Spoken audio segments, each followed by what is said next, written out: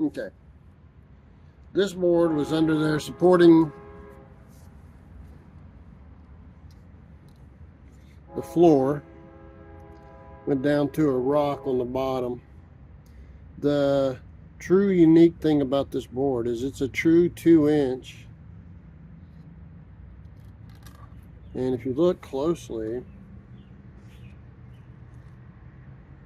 square nails.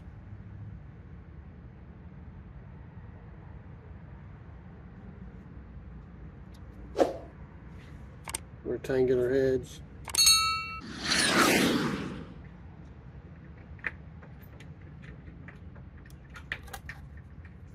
Rough sawn board too. Pretty unusual.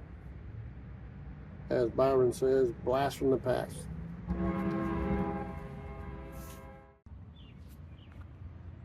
Just a addendum to what we just showed you.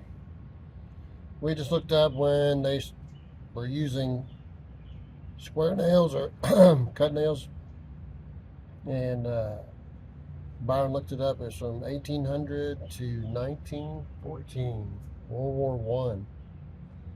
So that's back in the day, 1914, using nails like that.